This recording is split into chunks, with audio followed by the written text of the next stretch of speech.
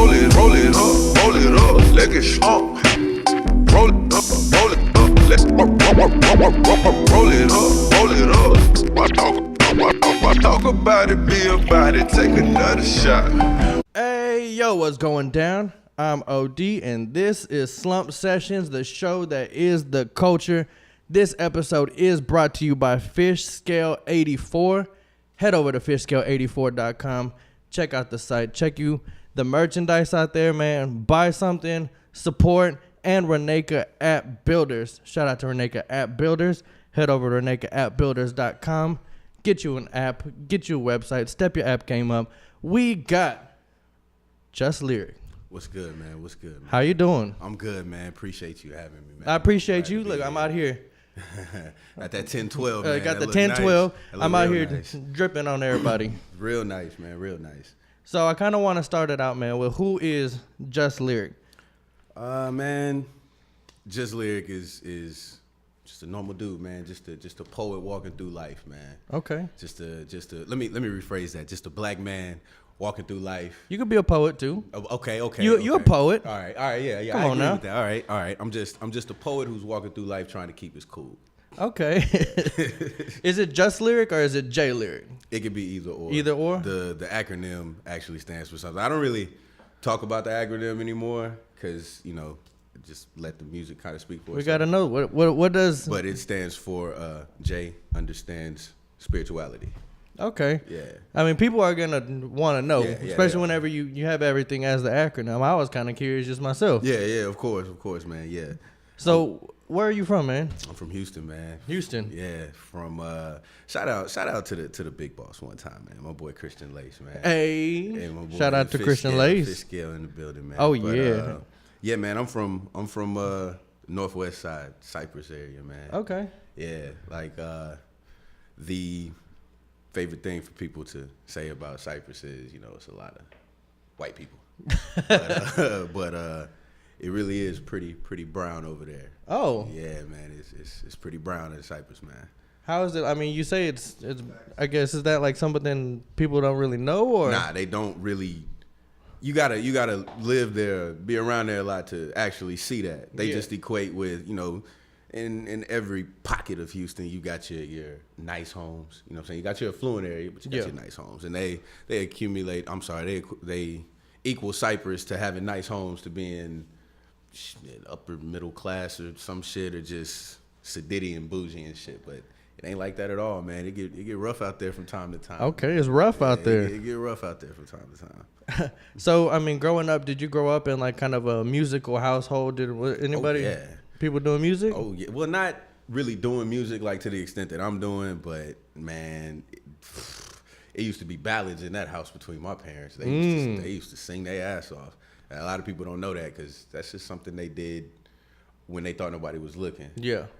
But my brother, both of my brothers actually, my middle brother Chris, man, he used to rap quite a bit. He was the first person to kind of introduce me to that side of music because Dad always had me on old school, Luther Vandross, Marvin Gaye, stuff like that, the R&B, soul music.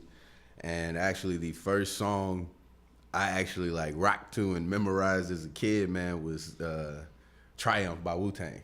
Oh, that's one of my favorite songs. Yeah, man, that was my shit, man. That was my shit. And then they put me on to a lot of Jay-Z, a lot of Biggie, a lot of East Coast. That's one of those songs that once you hear it, you just have to memorize it. Yeah, man. It's that dope, man. I didn't understand it when I was younger, of course. Yeah. I just like the way it sounded and the flow and all of that. But they're actually talking some real shit. Yeah. Oh yeah. Yeah. So how would you kind of describe your sound of music and everything? That's a good question. Really, man, it's just, I hate to sound cliche. It's just unique in itself. You know what I mean? If you listen close enough, you may hear some of my influences.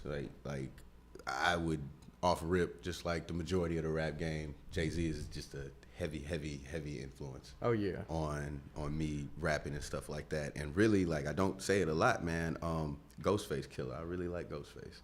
Really fuck with Ghostface. But I would describe myself as simply unique. Just, it's not really Southern to a T. Yeah. But it's not you can't really just place it on one side, one coast, anything like that. It's just unique. It's just something, when you listen to it, it's just something you're just gonna be like, oh shit, okay, that's different, but I fuck with it. Okay. You feel me? Yeah. So you say like one of your influences is like Ghostface and Jay-Z. Mm-hmm. I don't think that's, what a lot of people nowadays are really kind of using as their like influences. I agree. I mean, nowadays you got a lot of the Little Pumps, you got a lot of the 6ix9ines and stuff, and rappers nowadays are a lot of taking influence from that, trying to just copy what they did. Yeah. What do you think about that kind of like? Do you think it takes away from like hip hop and stuff, or? I think it takes away from. Well, let me say this first, man. Hip hop has grown so large and at such a rate that you have different subgenres of it. Yeah. It can no longer be confined to just this. Yeah. Because, the art of hip hop, the art of rap is rhythm and poetry. Yeah. Nobody ever has said it had to be super intricate or super lyrical. But, man, people want to feel good. They want to feel some type of way when they're listening to music. That's why people listen to music. So I won't say it takes away from the purity. It just has its own lane and its own style. Times have changed. You know what I mean? But that doesn't mean at the end of the day, you can have pure hip hop or pure rap without some form of message. Yeah. You know what I'm saying? Unfortunately, that message could be bad. It could be about being an addict. It could be about influencing people to do the wrong thing. But out here with 20 kilos in the trap. You know what I'm saying? Yeah. Like, and you think about songs like that back then. Like when I was coming up listening that trap, it was booming then. You know what I'm saying? And a lot of people gravitated towards that and let it influence them. And a lot of people want to say that music doesn't influence, the masses, but I think it definitely does. No, it definitely does, man. You think about all the times you were upset and you listened to your favorite song to make you feel better. Yeah. And then you go back and analyze what that favorite song is talking about, and then the mood it puts you in after that, even if that mood elevated you. Yeah. Man, I heard a clip from I believe it was Malice of the Clips. Okay.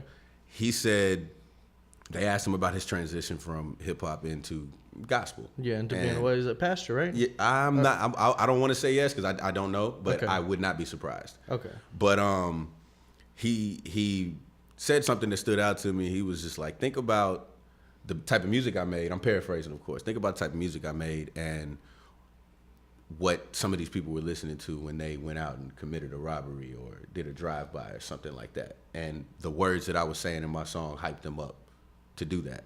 Yeah. So to say that music doesn't influence you, that's false. I just don't believe that's true at all. I think, yeah, it definitely does, to an extent with everybody. Yeah. And some people definitely get influenced a lot more than others. Of course. But I would guess that's with everything. Yeah. So, I mean, I was on your website. Mm-hmm. I was looking through your website and I was reading your bio and everything. JustLyric.com. Yeah, JustLyric.com. So it says you actually got into hip hop, at the age of 4. Yes. Do you remember that kind of time whenever you were first getting into it? You were listening to Wu-Tang's Triumph and stuff. Mm-hmm. What was that kind of like whenever you were like, first getting into it? It was. I can't answer that without setting this base first. A lot of people use hip hop for an escape from their environment, from whatever it is that plagues them. I did the same thing, but that doesn't mean my environment was necessarily toxic in the sense of actual location, but more so the toxicity that I was growing up in the household. Yeah. You feel me? So the feeling I would get that I remember actually when I first heard that song was just, it was like a feeling of I can do that too. You know what I'm saying? Like, because even though I didn't quite understand what they were saying, I could understand that they were getting out their frustrations. Yeah. You know what I'm saying? About their environment, about what they had going on in their respective personal lives or the personal lives of those around them. So it gave me a feeling of like, I can do that too to escape the situation I'm in. A feeling of elation, I guess you could say. Like I was real, just made me feel just like, damn, I could be like that. Whenever you were first starting to like listen to it, did you kind of feel like you could do that too? Oh, and, yeah. And at that age, were you wanting to be a rapper or? It wasn't more so like I want to be a rapper. Everybody wants to be a rapper. Let's get that out the way. They Everybody do. wants to be a rapper to some extent. But I wasn't like I want to be a rapper just to rap. I want to be an artist. You know what I'm saying? I want to touch people. I want to paint pictures. I want to make people feel some type of way. Yeah. But when I heard that, oh yeah, man, I was what? Yeah, I can do this. Everybody wanted to be a rapper. Everybody felt like they can at some point. Of course. And I think whenever that music was coming out, nobody really thought that it would be carry the test of time that it has so far. I agree with that. Yeah, because I mean, shit, that's a classic, man. Whenever it came out, I mean, people thought that hip hop was gonna be over in a few years, that it was just gonna come and go. Yeah. And what do you think of the longevity of hip hop so far, of being able to stand the test of time? Man, a lot of people were trying to say hip hop is dying, and my bad, man. We was sipping on something earlier, but they're trying to say that hip hop is dying, but I think it's grown to one of the most recognizable genres. Oh yeah, of definitely. Music. Period. I mean, look at all the different cultures and different races that are influenced by hip hop, and even the subgenres like you were talking about. Yes. There's endless. It's endless, man. At this point, if you search well enough, you will never find something that you can't vibe to. Yeah. Even if you may not like exactly what they're talking about, you may feel the vibe of the beat. You know what I'm saying? You may not like the beat, but you may feel the vibe of what the artist is saying. So I think hip hop has grown to the point where I think it's if it hasn't, it's quickly about to surpass rock and roll. I think it has. Okay. I think it has. Okay. One of the reasons I say that is, man, you think about rock and roll, they got dudes that are in their 50s and 60s still touring and rocking crowds and shit, right? As a kid, I wanted to see hip hop legends do that. And I mean, the best example I can use right now is Jay-Z. Yeah. You feel me? Like, and I think even when he fully puts it down, he'll be able to do those type of tours. You know what I'm saying? Probably depending on how he's a vegan now. I don't know if you've heard all of that. So depending on how he continues to live his lifestyle, shit, I wouldn't be surprised at 60 years old, he's still selling out concerts. I've never really thought about that. Yeah, man. The way that you do have, rock groups and stuff, they're 60 years old selling out tours. Yeah. But there's only like a handful, maybe even less than that, of rappers that are still doing it at that age. Yeah. The thing about a lot of what I believe the mainstream has done has made you think there is a certain timetable on hip hop. And even in the past, it wasn't necessarily a timetable, because if you got relevant content, if you can always say something to make somebody either feel some type of way or think about something, and you can make it easily digestible, shit, people are gonna listen to it. That's just it's. I think it's kind of unfair to a lot of people that were either late bloomers or were ahead of their time to say that after a certain age or because you're a certain age you can't do this. I mean, shit, even 2 Chainz now, I don't know how, he's like at least almost 40. Yeah, I was going to say that too. I think he is in his 40s. Yeah, so I mean, but I have talked to a lot of people, and they do say, like, once you're like 35 or something, it's time to put it up. But no, that's usually whenever people are like at the peak of whatever, they're. I mean, people's favorite rappers right now, albeit they've been at it for a very long time. Yeah. But people's favorite rappers right now are in their 30s. J. Cole's 33 years old. Exactly. You feel me? And I think, I want to say Kendrick's 31, 32. They're not that far off in age. Drake's shit is 32 too or 33 up in there. So, like, these dudes, they got into the game early. Have you ever heard of the 10-year theory? No. Okay, so, all right, look, I smoke a lot of weed, so I could have, you know what I'm saying, thought I saw this but didn't. But this is a theory that I believe in. It's a 10-year theory, man. When you start doing something that could, in the end or in the long term, pay off, whether that be financially or just changing your lifestyle, it takes you 10 years. So think about when Kendrick Lamar really popped. He was 25. Yeah. 25, 26. Okay. If you backtrack, just go back, you first started hearing about him rapping when he was 16, 15. I said that backwards, 15 to 16. Same with J. Cole. He popped around the same age. You go back and just trace the timeline back. You same thing. He started putting himself out there and trying to go at it when he was 15 or 16. Took him 10 years. So I don't believe you can put a timetable on anything, but I believe like it's gonna take you a while, but that doesn't mean just because you're a certain age or you're at a certain point, you gotta hang it up. Because most of the time when people get ready to quit something, it's right before it's about to pay off for them. That's when it's really the most frustrating for you. So this is my thoughts on it. I haven't heard that, but that makes a lot of sense. Yeah, I appreciate that. The 10-year theory. Yeah. Okay. So, I mean, going back to the early, if you listen to the music, what about these artists, have kind of influenced you so far, in your own craft? Well, like I said earlier, I didn't grow up in the environment where you had to be in fear of your life. Yeah. You know what I'm saying? I was pretty much a normal kid, played sports. Yeah. You know what I'm saying? And like you said, wanted to rap, used to write shit. When I really ran into J. Cole and early Drake and Kendrick Lamar and shit, let me think of some other people, man. Like Joey Badass. I can even think of some dudes that didn't really get the recognition they deserve. You ever heard of a dude named Blue?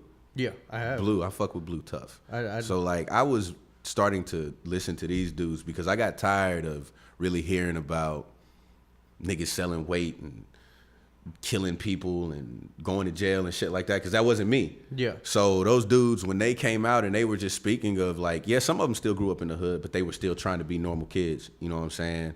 I hung around with dudes that wanted to do the gangbanging thing and all of that, but I never did it. Yeah. I hung around those dudes that sold drugs and shotguns and all that shit, but I never did that shit. You feel me? So to hear some of these rappers start rapping about being kind of in that same position, trying to go to school, trying to just better themselves and just not trying to be a statistic. And it kind of became my life soundtrack in my early adolescence into my late teens, into my adult years. You feel me? Yeah. So first hearing it just let me know, like, because I was still, like I said, I was still rapping back then when I was in school playing basketball. I wasn't doing it for the people, but I was doing it amongst my boys and my friends and stuff. But it just let me know, like, I can be myself and my raps don't have to be about drug dealing and killing and all of that shit, and it still be dope. You feel me? Like, but at the same time, that doesn't mean I don't know those type of people. So you can kind of take, just being yourself. Yes, exactly. And being relatable to just, I guess we can kind of chalk it up to like the Tekashi situation. Oh, that's a where you kind of putting on a front of who you're not. Nigga bullshit and he's tripping. Yeah. So exactly. I mean, like you're just yourself. You can't be anybody else. You're relatable to the people who you relate to. Yeah.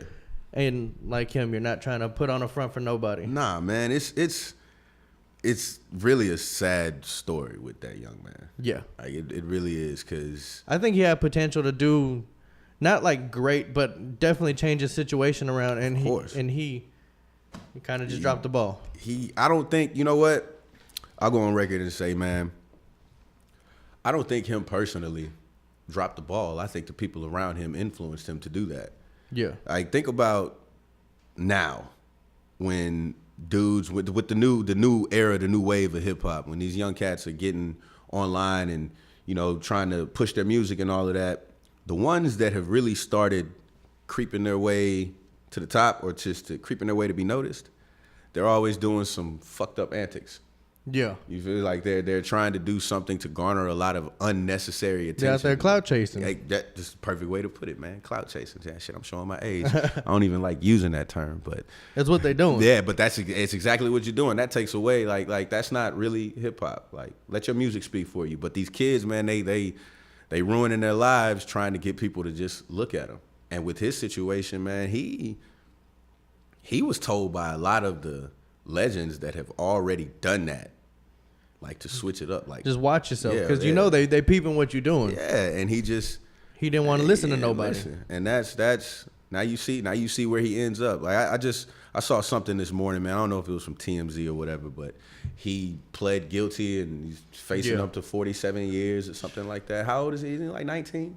20? I think he's like maybe early 20s. So man, you look at it getting out of jail, late 40s. If he takes all that time, well, I mean, if they give him all that time, because he's gonna plea out. You feel me? Like he's not gonna serve the full time, but he's gonna give some people up. But but at the same time, like, man, you 20 years old and you in this situation, you literally had what everybody behind you is trying to get, 6 months ago? And now it's all gone. And now there's a good chance if he does get out in time, he can maybe try to salvage something and maybe try to ride that old wave or be one of those, look, man, try to be a role model for the kids. Like, you know what I'm saying? Look at what happened to me. But shit, man, jail ain't no place to be, bro. No, it's not. That ain't no Definitely cool place not. to be, man. You don't want to be in jail, man. All these niggas telling y'all, you know what I'm saying, I ain't scared of jail, I'll go to jail. That's not where you want to be, man. Man, just lock yourself in the closet for about 5-6 hours. See how your mind starts doing after that. Yep. That's that. Cat Williams said something like that. That's the truth, man. Like, fuck all that, man. You ain't gotta. What it. I think it was T.I. that said it in ATL. You ain't gotta be a dope boy to have money. Yeah. Yeah. So like, there's smart ways to make money. Man. Yeah, man. Yeah. Nobody wants to be locked up somewhere. Slow paper is better than no paper. Hey, okay. So just watch yourself, man. Don't get caught out here trying to be something you're not. Because if you get something being something you're not, how long are you gonna be able to keep up that act? Like, you can't, man. Lies always change. The truth will always stay the same. So at the beginning, kind of you making music. Mm-hmm. How was that, whenever you're first trying to start out and all that? Ah, man. It was very fucking frustrating. Like, I won't even lie. It was very frustrating because when I first started putting it out there for people to hear, I had a real good core of people around me. They would tell me if something was trash, tell me if something needed work, and tell me if something was dope. So when I finally got up the courage to just put it out there, I'm thinking, shit, man, the minute they hear this shit, ching ching, time to go. Hey. It's on and popping. Didn't happen like that. And I think a lot of people do have that kind of mindset. Yes. Some people do get discouraged at the beginning. Yes. Like, man, I haven't made no money. I haven't popped. People aren't playing my shit everywhere. You know what I'm saying? And you can call it either ignorance to the fact of how to actually play this game, or you can call it arrogance. It's a little bit of both, because I was an arrogant motherfucker. I still am. You feel me? I just feel you should be that way about something you're passionate about. Yeah. You should be. So I'm jumping out the gate like, shit, nigga, I'm supposed to be hot. I'm the shit. What the fuck is wrong with y'all? And it was a real humbling experience because I wasn't met with a stupid amount of hate and all that shit. But the disappointment I did get, or the disapproval I did get, it bothered me a lot. And when I would go to, first of all, these pay-to-play schemes, them shits are whack. People are still doing that shit. I'm still seeing homies get caught up in that shit. Like, stay away from that shit. That's just whack. I mean, we could touch on that, but I just say that to, you know what I'm saying? That's just whack. So, of course, me not knowing how the game really works when I first hopped out there, I got caught up in a lot of them shits. You feel me? Like, a lot of people do. Yeah, you feel me? And that's not the way it should be. No, it's not. But I got caught up in them shits, and when I'm going to these contests and shit, first of all, usually when you go to a contest like that, if you don't know who's putting it on, just know the winner is already picked. It's a sad thing to say, but I'm gonna be real about it. The winner is already picked. So I happen to be going out there with one of my homies. His name was Kip Smithers. Shout out Kip Smithers, my nigga. Holla at me. You know what I'm saying? SlumpedSessions, come holla at us. Oh yeah. But we got out there and we're doing these pay-to-play shows, and we killing these shits. You feel me? We are murdering these shits. People in the crowd are fucking with us. You know what I'm saying? People following us, coming up to us, asking us for more music and shit like that. And it consistently got to a point where neither one of us would ever place or win anything. And that's when I started to see what it was, because everybody has a talent, everybody has their craft, but you know what I'm saying? It is what it is sometimes. Somebody's always going to be better than you. And that wasn't the case in this. Like, it just wasn't. Every crowd we rocked, every show we went to, the crowd would always fuck with us, and they would always be like, man, whoever won, man, that shit ain't, hell no, you feel me? Be talking to us when we leaving, like, keep your head up, man, blah, blah, blah. So it was, I had to learn, like, everything happens in due time. And if you have that patience, because there is no timetable, you have that patience, you're just going to consistently get better as long as you practice at your craft and you learn from your mistakes. That's one thing I really have to say. Like, I learned from a lot of the mistakes that I did, man, that happened to me, from the bum ass managers to the bullshit ass shows to the lies that people tell you. None of this shit happens overnight. Even the people that you think, even these artists that you see pop up seemingly out of nowhere, that wasn't overnight. No. You feel me? So that's something I had to come to learn on my own, because a lot of people in this game, man, this game is full of sharks. A lot of them can talk a good game. There's a lot of people just trying to make a quick buck off of something. Yes, man, yes. Artists, please be aware that if you get a feeling in your gut that something ain't right, it ain't right. It ain't right. Nobody is going to approach you with any type of money or any type of deal without the necessary paperwork. They won't do it. So, you know what I'm saying? I had to learn that shit too. And that's a hard pill to swallow, man. I did a show right after Hurricane Harvey, man. I did the All Access, the art show. I don't know if you've ever heard of that. No, but okay. Yeah, man, my boy Tajay, shout out Tajay Bird, my boy Malik. Malik, man, he's doing an amazing job with it. They just went out to Dallas and did another show, man. But I went out to this show, man. This is kind of embarrassing because I didn't tell anybody, but it kind of just, if you paid attention to me, you knew, but I didn't tell anybody. Yeah. So this is actually the first time I'm just saying it out there for people to hear and know. So I had went out to Austin for a little while in 2015. Okay. And my music, like my creativity really started to pop off, and just the group of people, my friends I was around, they really helped me. And I ran into this manager. I won't say his name. There's no need to say his name. Ran into this manager, and me being naive, because I had just started rapping professionally in 2014. Okay. The year before that. Yeah. So me running into this dude, he could talk a real good game, man. He made a lot of big promises. You know, there was only one thing he did right, and then come to find out, like, I could have did that shit on my own. We went out to this show in Atlanta. It was at Apache Cafe. It was for T.I., you know, and we went out there and performed, me and a couple of my homies, and we rocked that bitch. You feel me? I didn't really get to have a conversation with him, but you know what I'm saying? He ended up seeing T.I. He heard my set, gave me the head nod, all that shit. So leaving the venue, the dude that's my manager comes back out about 10, 15 minutes later. He starts talking all this shit like, man, I ran into this A&R for this record label. And I'm like, okay, cool. What record label? This nigga says Columbia Records. So then, so think about it, bro. You're like, oh yeah. You feel me? Like, I left Houston to go to Austin.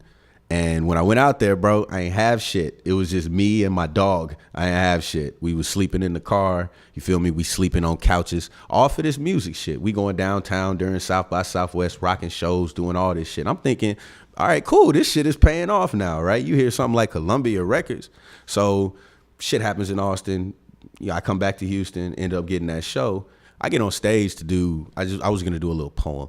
I get on stage to do a poem, bro, and that's one of the first things I said. I was like, man, I know a lot of y'all know I went away, but I went away and I came back with good news. You know what I'm saying? I got this manager I got, man. He's looking out for me.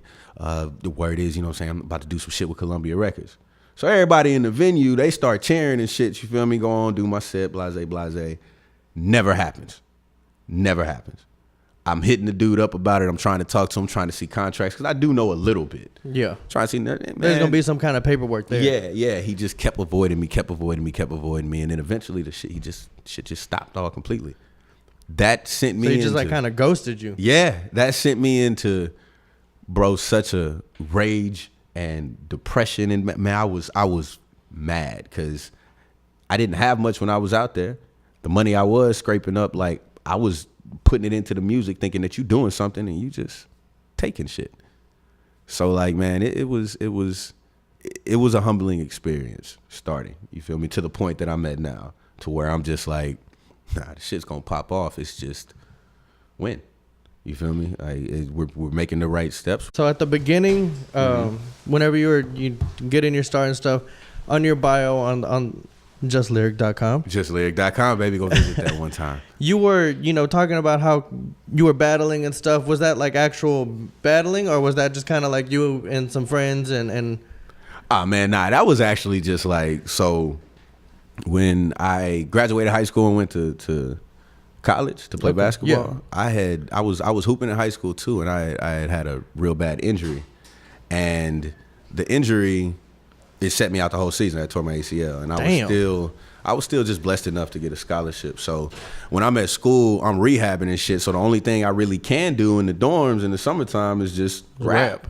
So it's me and the whole basketball team. We in there. We all, at first it all started off freestyling, and then a couple of us, kind of stood out. Everybody was like, "Oh shit," and we step in the middle and just start rapping back and forth, and it kind of turned into a all the time thing. It didn't grow into actually, I take that back. It did actually grow into a legitimate league out there. I'm not gonna say the basketball team started that, but the basketball team started that. But if any of them see this interview, they're gonna be on my ass. But whatever. That's what that comes from. We used to just battle, just try to go bar for bar, see who had the better bars, and it helped a lot because I got around people. When you go to a college, there's people from all sides of the U.S. So I got around a lot of dudes. Really, it was funny. I got around a lot of dudes that was coming from the East Coast still. Okay. And I saw that. All full circle. Yeah, they had bars. They could rap their ass off. So it helped because it helped shape me to get better. Yeah. You know what I'm saying? Like with anything, man, when you go against people that are better than you're going to get better, or you're going to quit. So and already people have kind of this thought in their head that people from the South exactly that they can't got rap. Bars. Nah, I don't know where they getting that from. Outkast is from the South. And then shout out Toby, man. Toby, you know who Toby is. Yeah. I'm trying to reach out to Toby, man. If he ever sees any of this, man, I'm trying to reach out. I want to get you on the show. Toby, man, SlumpedSessions is calling, man. He's coming on tour, actually, I think, in a few months. He is, man. And I'm definitely going to try to be in that thing. Oh, yeah. Man, he's dope, bro. Oh, yeah, he is. He's very dope, man. He's different. Yeah. He's different than what you would expect to come out of Houston. Exactly. I put a couple of my friends on to him, man, and the first thing I told one of my boys is I was like, bro, he's going to murder this entire track without a curse word. He was like, nah. That's a talent within itself. Yes, bro. Yeah, man. Man, there's another dude, man. I don't know if you know about him, man. He's from Houston too, man. AJ McQueen, you ever heard of him? I have heard of him. Yeah, man. He's nice with He's somebody else, yeah. He's real nice. I tapped into AJ, actually, bro. I heard about him maybe last month. I think they had put a list together of. He actually, man, let me hold on, because I actually went and downloaded his album on iTunes. Okay. And I believe it's called Free Lunch 2. I think that's what it is. I'm sorry, man. Yep, that is. Yeah, man. Free Lunch 2, man. That is dope. He just did something else. My bad. I'm all off the mic and shit. That's all right. I don't want to misquote him because, I don't know him like that. I'm just a fan of his music. But he did something. It's like a series about him being the GOAT or something like that. It's pretty dope. Yeah, I think he has either something coming out or it's already came out. I'm not sure. But I have seen it on Instagram. Yeah, man. That was some dope shit, man. That was some dope shit. I wonder if those are his GOATs that he's using. I'm just kind of curious. But I don't know. I wouldn't be surprised, man. But yeah, I think, that's dope that you're actually, at the end of the day, you're a fan of hip hop. You're not just somebody who's trying to do it. You're a fan of even people here in Houston and stuff. Of course. Houston has a bad reputation of being a you can say cutthroat city. They don't help out their own. They don't put on people within their city. But that's what I'm trying to change. I agree, man. I'm trying to change it. I agree, man. But I'm trying to bring everybody together, man. That's all I'm trying to do. We got a lot of talent in the city, man. Everybody ain't talking about trunk popping and swangers. Yeah, not everybody's got swangers. Everybody on that, man. No, definitely not. There's definitely even this guy over here. Worst nightmare. What's up, man? Worst nightmare over here, bro. Not somebody who's out here talking about swangers. Yeah, but he's on his own lane. Yeah, he's out here doing his thing. Yeah. Interview coming next. But during your college and stuff years, how was it? The reaction from other people other than the people that you were battling with and stuff. Usually, when I would start rapping around other people that just expected me to just be a basketball player, it got pretty consistent when they would. A lot of people would always ask the question like, "Man, you sure you want to hoop, bro? Like, you sure you want to be playing basketball? You wanna do this, no? Like, is what you want to do?" But the biggest obstacle to that was so many people that I grew with here. They just, I'm not gonna say they hated on it. They just chose to ignore it because they locked me into just one view, one vision. You feel me? Like, oh man, all you do is play basketball. Yeah. Like tall Josh who plays basketball. That's not. Nah, man, multifaceted, jack of all trades. Like, so you are taller than I thought you were gonna be. I'm used to it, man. But being tall, if you're not hooping, being tall is kind of overrated. I mean, everybody's tall in basketball. Yeah, I was actually a few of the times that I got a chance to try out for some tour teams and try out for some pro teams and shit. I was usually always the smallest person. Really? And I'm 6'6". Yeah, that's ridiculous. Yeah, man. It was an eye opener to say the least, bro. They talk about music, man. Basketball's cutthroat. What? Yeah, basketball's cutthroat, man. Basketball is very basketball. You really, could be 6'6" and be the small guy. What the fuck, bro? To be real with you, man, basketball is a game of politics. You gotta have talent.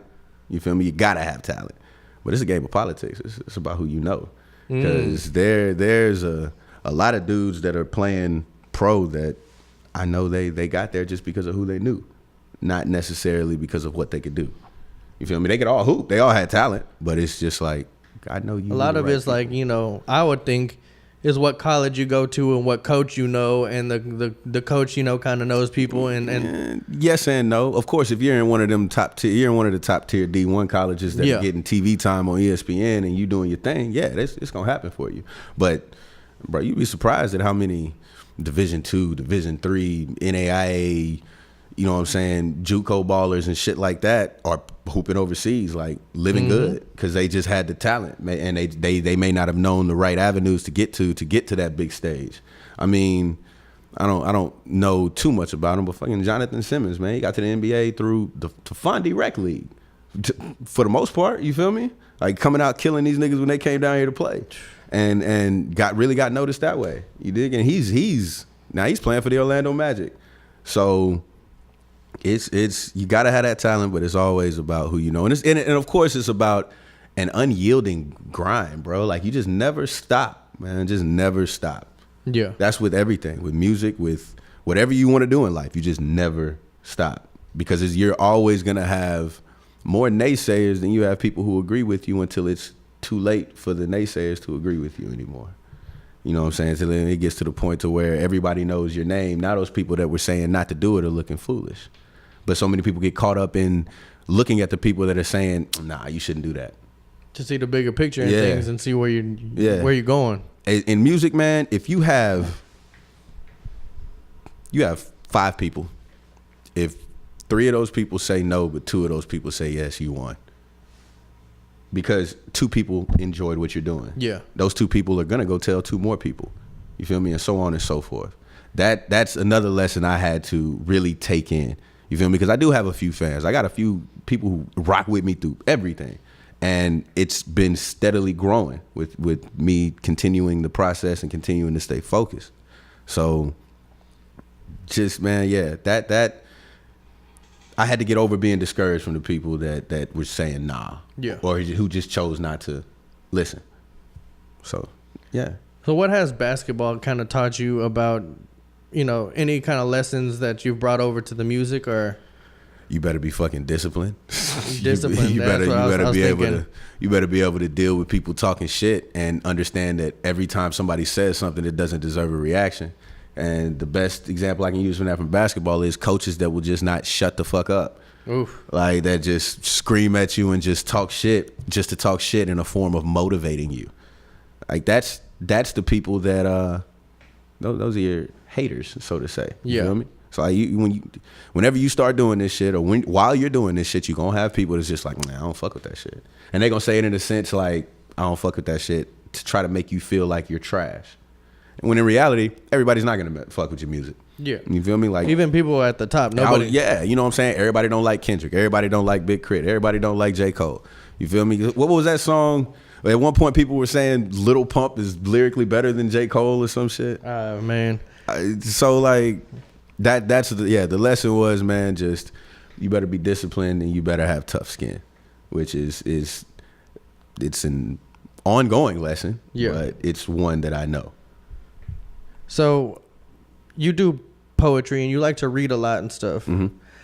What about like, how does reading help you as an artist? It just expands your understanding. You can say it diversifies your vocabulary. It does, but it just gives you a broader understanding of how other people think and how other people view the world who don't run in the same circle as you do. Shit, I'm pretty sure we got to get into a list of books, but the one I'm currently working on, man, I just got Kobe's book. Okay, Mamba Mentality. So I haven't really got a chance to sit down and dive into it. I haven't got past the foreword, but did I say that right? Foreword, whatever. I haven't got past the first part, the introduction from Phil and Pau Gasol. But Kobe being one of my favorite players and the way he approaches the game, of course I'm gonna get his book to see how he thinks. So it's just a way to expand your own understanding of the world and different perspectives and different mindsets. Okay. I think the more, man, but like, don't get it twisted, man. Your favorite rapper, the one that's at the top, the one that's critically acclaimed and shit, he reads books. Like I'm not gonna say Drake may have other people helping him with projects. He listens to audiobooks, I'm sure. But he reads. He reads, man. Kendrick, J. Cole, they read. You feel me? I think the more an artist, you don't even have to use the word educate. I think the more artist diversifies himself by doing things like that, the better the artist is going to become. Okay. So whenever you were coming out, you were doing a lot of like open mics and like you were talking about. Yeah. What is that like, the open mic scene and stuff? Well, for me, like I said, man, I was a little arrogant. So every time I step on stage and I perform, when I'm done, I'm always expecting like just the crowd to go crazy. Cause it's just, for me personally, now that doesn't always happen. I don't ever get a bad reaction, but going out there and for the first time doing it and that didn't happen, it was an eye-opening experience too. You feel me? Like open mics are good for nerves. It's practice.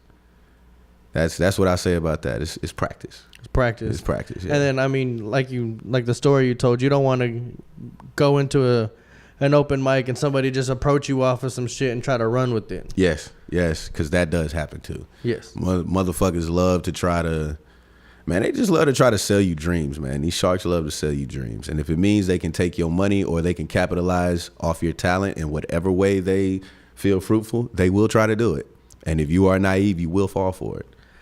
You were talking a little bit about the pay to play. What about that is wrong to you?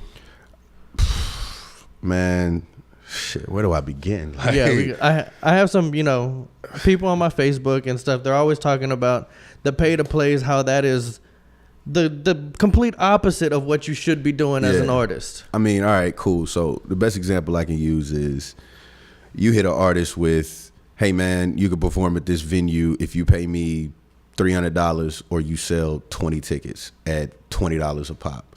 Now, the average underground grinding independent artist that is sinking all of his own resources into his or her craft is not going to be able to get 20 people to pay $20 to come to a show, especially if the show is too far from where they may live or where the majority of their people are. But then you start enticing the artist with, hey, you want to open up for such and such, which you're really not opening up for them. You're just going to an open mic event before they get there. Opening up for an artist, make no mistake, opening up for an artist is when that artist is about to perform, meaning his set is coming in the next 10 or 20 minutes, you're the person that goes on before him. You feel me? Like you may not be that close with the artist, you may not be clicked up with them, but if it's a big name artist, like, you're going up before them. You're not the person performing as people are still coming in. Yeah, you're not walking in and it's nobody in the venue, but the show has started. What? and you're performing for 5 people, and then you look on the list and it's 20 other people before the main act starts. Yeah. But these artists, they're paying you $300 and $400 to do this, and you're saying it's exposure. I'm waiting still within our circle, the Houston Underground. I'm waiting for one promoter to show me one artist that either got signed or got put in a better position, or a position to get signed, or to get some type of income from what they're doing, or some sort of exposure, really. Yeah. I'm waiting for them to show me one artist that came from one of those type of shows, because it just doesn't happen. It doesn't happen. So like that's the biggest, because that's the one I ran into when I got back. You feel me? I got caught up in one of those one time. Somebody told me I could open up for the Sauce Twins. Fuck out of here. Like, we got to the venue. Our set time was, 12:30? And I'm looking at my boy like, why the fuck is our set time so early? Ain't gonna be nobody in no venue at 12:30, even if it is South by Southwest. Yeah. And we come to find out the Sauce Twins didn't perform till fucking midnight. So like, and the venue was smack packed, you feel me, by then, but it was no other like local acts performing then. You had people like, that year I saw Arsenal was in there, the battle rapper Arsenal. Okay. So like, you had people like that performing at the venue, and you got me and my boy for X amount of dollars so we could perform for nobody, but you just took the money and you gone now. You doing this again with other artists, like, that's whack, bro. Now, I can understand on the independent level if you're charging artists because, cool, I got the venue, I paid half or something like that. I paid for half, I paid for the DJ, I paid for everything else. I need y'all to help me cover the venue. It's going to be people in there. It's a chance for you to perform for your friends or something like that. Or if you're doing like, even like I do. I try to do a show for a cause. And my last one I did, I charged the artist to cover the venue. The one before that, I didn't charge the artist. I didn't charge them anything. I didn't charge anybody anything. It was a food drive. You feel me? And we tried to do a toy drive at the door for the last one, and we had people being upset that we was trying to charge them $5 at the door. But every dollar, every school supply, every toy we collected was going to kids. You feel me? So I guess you're never gonna make everybody happy with what you're doing. Very true, man. But the give me this amount to come open for this artist, man, stop that shit, man. Stop taking these kids' money, man, because that's exactly what they're doing. They're taking these kids' money. Yeah. Like, take all the independent artists, man, keep your money, either do some research into proper investing into yourself. It's okay to sit on YouTube and listen to seminars or listen to artists who are actually successful with this shit. It's okay to do that. That's not whack or corny. Or keep your money that you're giving to these so-called promoters and get a high quality sound from your mixtape. Take it to the right studio. Take it to get the proper artwork and mix and master and shit like that, man. Quit thinking you're gonna give somebody $400 and perform for, Slim Thug or somebody, and you're gonna walk out that bitch with a $1 million deal. That's not gonna happen. It's not gonna happen. Even if Slim Thug likes your music, he probably won't even hear it. But like, that's not gonna happen, man. I just think that shit is whack. I think it's whack. Yeah, shout out to all the actual promoters that are Yeah. You do have some promoters that are doing it the right way. Yeah. And at the end of the day, man, I know I say I don't like the pay to play scheme on the level that I'm talking about, but you gotta have bread, bro. You gotta, because nobody is gonna take a chance on you if you're not investing in yourself. You feel me? So like, you have to have a certain budget. But invest in the right things. Yeah, invest the right way. That shit, that's not the right way. That's not the right way. Like, the best example I like to use is, I hope people understand where I'm coming from or understand where I'm coming from. I would, if one of my boys that was doing music, he was doing it the right way. He had proper licensing, you know what I'm saying? He owns everything. He takes his time. He has a fully complete project, and he has a nice little fan base. If he came to me and was like, yo, bro, this promoter told me he could, if I give him $500, I could perform for Paul Wall and them. I could open up for them. Where is it? Oh, it's at this hole in the wall. Yeah. Well, what's the other thing you got? Man, this Dreamville promoter, you feel me? Shout out Dreamville. This Dreamville promoter, man, he told me, like, now I'm not saying Dreamville does this. I'm just using this as an example because they're a good example to use. Just look at their roster. Look at what they're doing. This dude who said, you know what I'm saying, he's putting on a show for Dreamville, man. He got a slot open right in front of Cole at 10:30 that I could fill if I give him $1,500. If you give him $1,500, you can open up. You can open up for J. Cole. Like, it's legitimate. Yeah, man. He showed me the paperwork. He showed me the venue, showed me the time slot and all of that. I've already been over there to see everything. Like, I just don't know, man. I know these promoters are sharks. That's $1,500 well spent, my friend. Because even if you go to that type of venue and you're performing, say you're the opening act for Cole's artist, like a Boss or shout out to Kaz. You know what I'm saying? A Kaz, yeah. Shout out Kaz, you feel me? Like, that's still, you know how many people you're about to perform in front of? Like, because they're Cole's probably not gonna go on till. No, he's not. But I mean, if you could. But if doors open up at 8, and you definitely know there's gonna be a. Oh yeah, they're gonna be in there. They're gonna be in there. There's a difference. Yeah, you know what I'm saying. So, it's levels to it. You feel me? But I would be like, that's the type of thing that man, throw your money at something like that, because honestly, that could be a once in a lifetime chance. Yeah, you feel me? Like, but these little hole in the wall mini performances, and I know a lot of my people that fuck with me and that I fuck with are gonna think I'm shitting on them, but I'm not. I'm not. Like, grind, do what you got to do. But these little, for the artists, because I've been in your position, these little bullshit ass shows, man, don't waste your time, man. Save that $350 and put it into your project. Yeah, you feel me? Like, just do that. Do that. I've ran into plenty of artists that I've went to go see them perform at these type of things, and afterwards they always leave with a sour taste in their mouth, especially the ones that got real talent. So, like, just, yeah, man, invest in yourself is what I'm saying. So, kind of continuing with the music and stuff, what was the first kind of project that you had put out? The first project I put out, man, it was called Just the Beginning. It was real, in my opinion, like over the top, trying to be conscious with it instead of just being myself. Yeah. But I now the songs and some of the bars I was saying in the songs, yeah, they'll be dope, but it just didn't transition well into listening to the whole project and being like, okay, this is coming from a genuine place. Listening back on it, it felt kind of forced. There was one song on that motherfucker though that's my favorite song to this day, man. It's called Jim Crow. That's my shit. That is my shit. Now that I'm going to exclude from the project. That's a standalone. But I did this this project called Just the Beginning.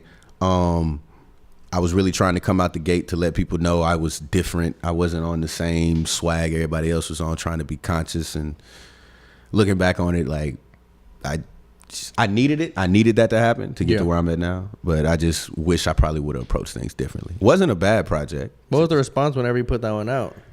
Man, people liked it. The people that took the time to listen to it, they really fucked with it. They really did. It was a couple tracks on there they really fucked with. But as always, man, it was I was kind of met by the wave of, oh shit, so you trying to rap now?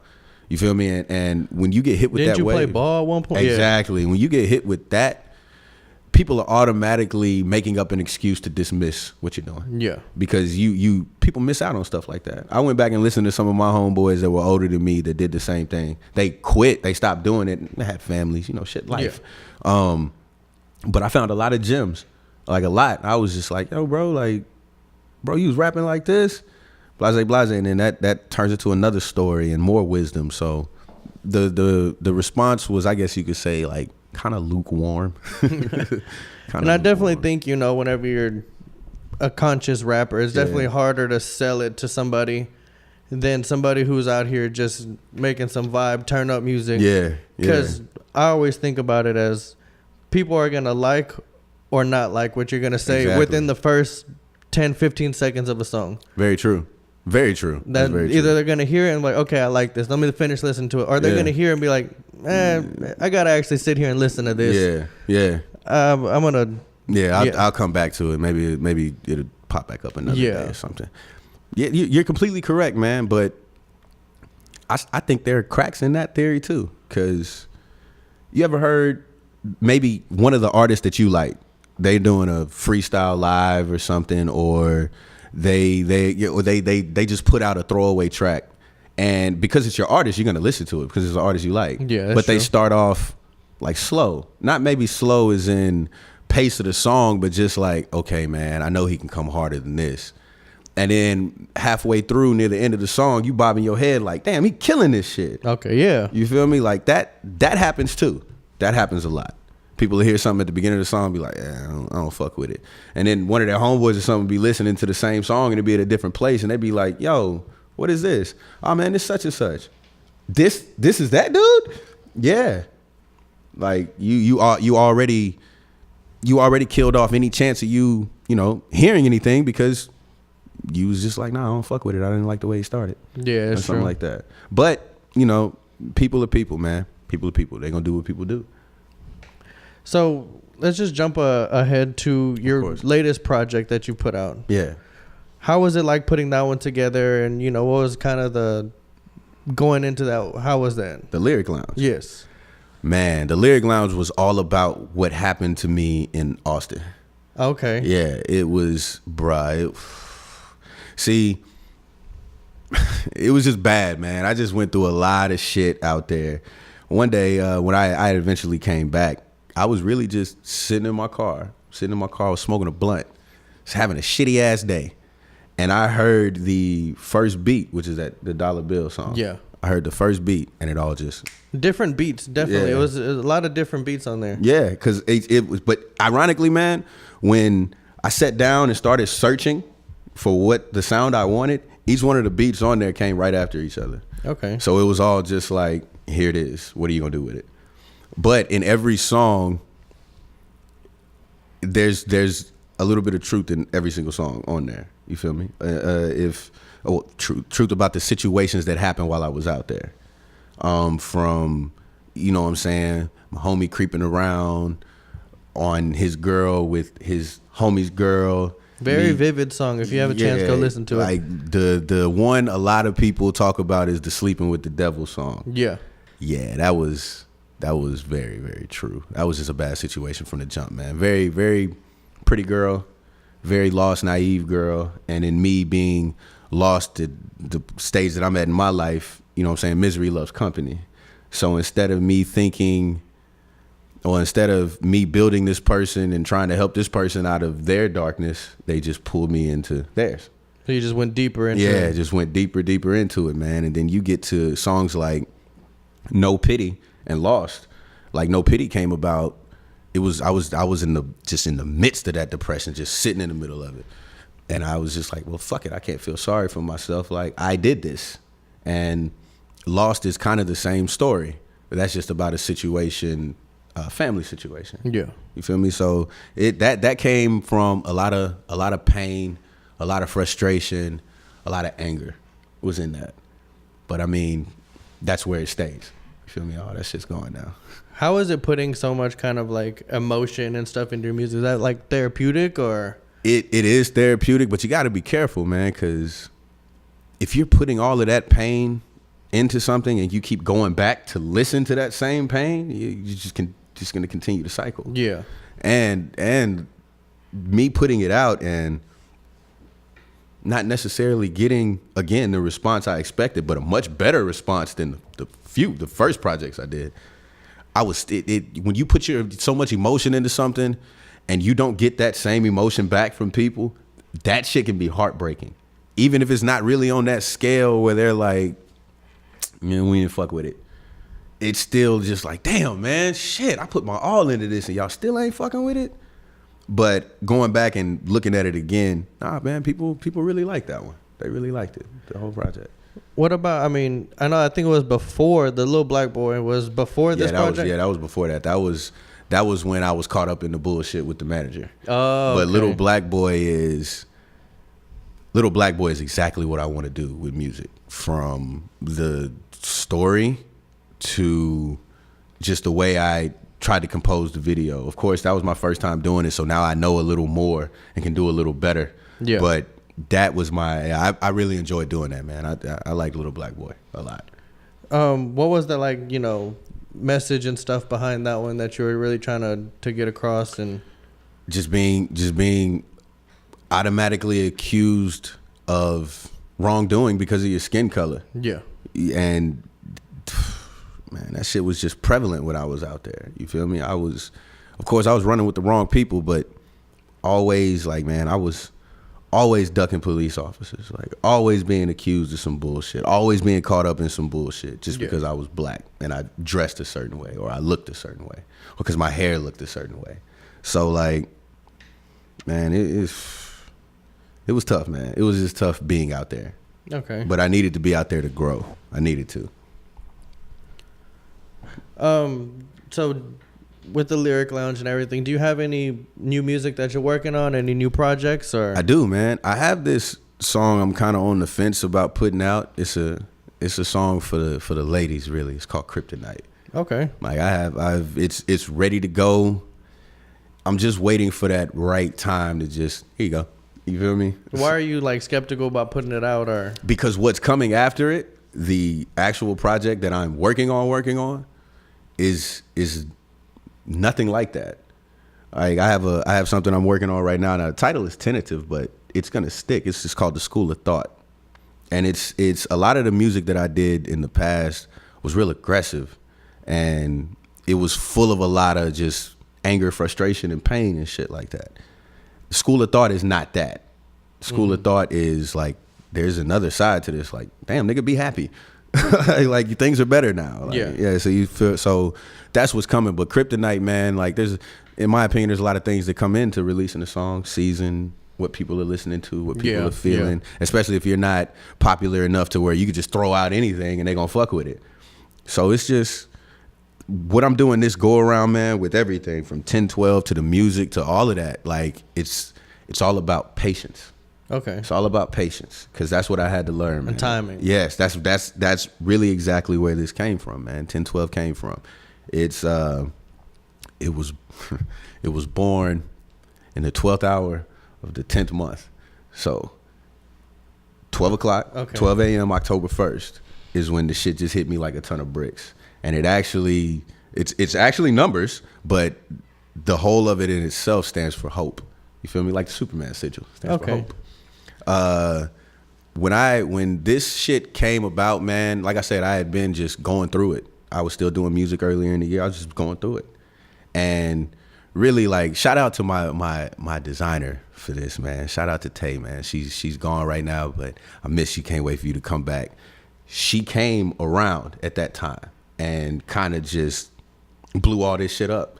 She helped me run with the idea, and she really had a lot of belief in me, and it gave me a lot of hope. You feel me? And then I had some things happen with my family that if I wouldn't have had that belief and had something to hold on to, I would have lost all that shit. I would have lost everything. So it really just that's what it is. That's what the brand is. It's hope. It's hope for whatever you need hope for. Nothing more, nothing less. Okay. That's simply put. The 10-12 actually stands for JL. The 10th letter in the alphabet is J. The 12th letter in the alphabet is L. Oh. So, you know what I'm saying? So like it's still me behind the brand. But it's my symbol of hope. Shit, I even got the shit. Let me get that shit on camera. Can I get this shit on camera? Yeah, I even got it. I got the tattoo on here and everything. So it's real. Yeah, it's real. Yeah. It's really real. So yeah, man, like 10-12 is man, the brand is gonna be ridiculous. Shout out to my boy Christian, man, my brother, boss man, Fish Scale, FS84 and bitch. Like he helped a lot with it too. Just giving me the blueprint and telling me which direction to go. This shit is gonna be huge, man. Like it's gonna be everything. I see it. Yeah, it's gonna be not just music, not just clothes. It's going to be everything. Because what did Jay-Z say in his song? Financial freedom, my only hope. Fuck living rich and dying broke. So like, nah, man. I want this to be wealth. It's hope. It's hope for the future. So it's gonna be something that your kids could you can live off of this, you can expound on this, but hey, if you want to end the legacy when it's in your hands, you can get rid of it, but it's still something for the future. It's something. It's my hope that I'm gonna be able to give this to my kids one day. Where can everybody find it? Man, right now, man, you just gotta hit me on IG and I got you. JLyric24 on IG. I'm working on, since it just came out. It's only been out, man. I say a couple weeks now, and that's not even live. Like I really wanted to wait till I got here to tell everybody about it, but a few people that fuck with me, you know what I'm saying, they know about it. So this is now it coming out worldwide, you know what I'm saying, brand wise. I'm gonna put on the website, all of that. But right now, if you really want one after you see this, man, just hit me on IG, JLyric24. I'm friendly. Just DM me. I got you. I got you. And do you have you don't have a set release date or anything for this new project? For the School of Thought, man, I don't. I will say School of Thought is gonna be here probably near the end of summer. Remember, patience. Okay. Yeah. But in between, Don't get it twisted. In between, I'm about to, boy, I got so much heat that I'm ready to just throw out there. Like I'm gonna release a couple mixtapes, you know what I'm saying? A couple singles, couple videos. Got a lot of shit coming, a whole lot of shit. It's just me taking that time and understanding what I needed to do and what I went through. That helped a lot. So it's nothing but good things coming, like all of the entire year. Okay. And good. right now, at the start of the year, we're really gonna focus on the 1012. Man, the next design, bro, it's just Taylor is a genius. She's the one who came up with the. I said it in words. She painted the picture. Okay. She literally painted the picture. She didn't just sketch this shit. Yeah. She got a canvas and painted this shit. Dope. I actually got a picture. I got a picture on my Instagram of me holding it. But she's just a genius, man. The design she has coming and what the designs mean, some of the shit blew my mind. Like, so it's a lot of fly shit coming, a lot. And the proceeds that I get from it, man, part of them go to helping my dad and the ailments that he went through, man, with his sickness. And the other part, they go to my nephew. Okay. You feel me? Like, the brand is not for me to bank off of and get rich or anything like that. Nah, the brand is what I said earlier. It's hope. It's helping. You feel me? It's just helping. That's exactly what it is. It's it's hoping and helping people. Yeah. You feel me? So it's a lot of stuff coming, man. I can't wait. It's a lot of stuff. We're definitely gonna have to get you back in, whenever this project drops. Oh yeah, most definitely. We definitely gonna have to, follow up on everything that's going on. Of course. So just let everybody know where they can find your music. What's the website? Where's the social media? Oh yeah, man. Look, y'all can find me at JLyric 24, JLyric 24. That's on Instagram. Shit, that's really where I be at the most, man. Just my Instagram, man. But you can go to the website and hear everything. JUSLYRIC.com. It'll be updated, all the new tracks, all the new clothes, all the new projects, everything. But that's where you can find me at, man. Trying to do everything myself. You know what I'm saying? With the team I have around me. Yeah. Again, shout out SlumpedSessions. Shout out Fish Scale. Shout out my young boy, the young beast Miko too, man. I ain't forget about you, man. Oh yeah, shout out Miko. But yeah, man. Shout out Leah Iman. She's part of our Fish Scale boy. Just the future, bro. Boy, it's gonna be magnificent. It's very bright. And your music is on all platforms. All platforms, man. iTunes, Spotify, shit. Tidal. Go for Amazon it on YouTube. Music. You can find everywhere. it on YouTube. You can find me everywhere, man. Everywhere. Hey. Everywhere, man. Go check out that Different Frequencies video on YouTube, man. Yes. I like that shit. That one's that was shot by that was shot by Art, man, with Royal Ashley. Yep. Yeah. Okay. The Royal team, man. They did a real good job, man. Art's very good at what he does. He's very good at what he does. Man. Shout out to the Royal Ashley show too, man. Hey, y'all get the chance, man. If y'all get the chance, check out that interview. Royal Ashley and JLyric. Check out that interview. I got the link on my Instagram. Man, tap in. Yeah, like that shit was great. It was good. That was real fun. That was real fun, man. Man, just be on the lookout for everything that this man has going this year. Everything, man. It's gonna be a great year. It's gonna be a magnificent year. Tap in JLyric24 Instagram. Instagram. JLyric24 on IG. Head over to JustLyric.com. JustLyric.com, man. I'll get you one of these. Yeah. Because it's not getting any warmer. It's gonna be cold out in this bitch. Get you a hoodie. And they comfortable. You know what I'm saying? They're not cheap. You feel me? It's not gonna rip on you. It's not gonna shrink in the wash. Yeah. This is good shit. This is good shit. Come holla at me. Check them out, man. Yes, sir. Yes, Follow sir. the movement. Yes, sir. Check them out on all platforms. Listen to the music. Tap in. Tap in, man. Tap in. Once again, this episode is brought to you by FishScale84 and Reneka App Builders. Shout out Reneka App Builders. Yes. Shout out to everybody. Shout out to all the sponsors. Yes, sir. I love y'all. Yes, sir. Thank you so much. Thank you. Stay slump. Yes, sir. Roll it up, let it slump. Roll it up, let's roll it up. Talk about it, Bill.